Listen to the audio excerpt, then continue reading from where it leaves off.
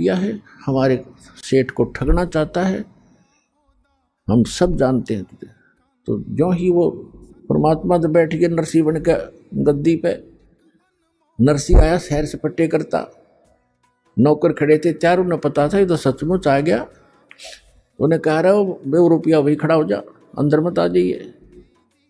और वो उनका नाम ले ले कहता है अरे करोड़ी मिले हैं, तो स्वामी को धमकाता है कि हमने सब पता, तू जैसा स्वामी है वहीं खड़ा हो जाना, तेरे डंडे मार देंगे, आज आदेश हो गया है, तूने बहुत दुखी कर लिया हमारा सेठ तो अंदर बैठा है।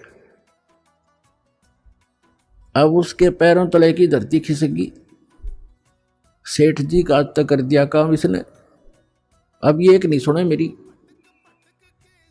अब उसने क्या किया, किसी वकील एडवोकेट का सहारा लिया और कोर्ट में केस कर दिया कि एक नकली नरसी बनकर मेरी संपत्ति हड़पना चाहता है।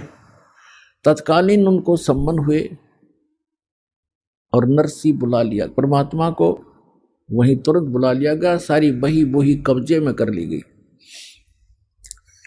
अब सामने गवाही हुई, जब जज ने पूछा कि भाई जो ओरिजिनल बतावा था अपने आप को, जो ओरिजिनल था, उससे पूछा कि इस बही में कोई ऐसा प्रमाण बोल पढ़ के सुन, वो हमें बता जो हम इसमें वेरीफाई करें कि तो सचमुच नरसी है, मालिक है। उसने बता दिया, 2-4 बातें याद थी, ऐसे ऐसे लड़की का विवाह किया था, उसमें इतना दान किया था, ऐसे लिखा है इसमें, एक समय ऐसा हुआ था। 2-4 बातें याद थी, घनी नहीं थी। फिर वो दूसरे परमात्मा से पूछा कि भी बोलो आप। परमात्मा ने सारी बही सुना दी, ए से लेकर जेड तक। अब वो ओरिजिनल नरसी तो डुप्लीकेट सिद्ध कर दिया कोर्ट ने, और परमात्मा ओरिजिनल नरसी कर दिया।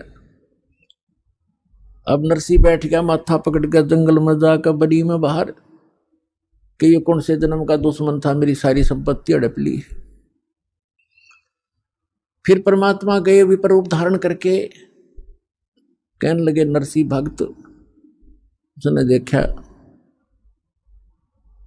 कि हाँ बोल, ईब के चावे तो मेरे थे, ईब के चावे।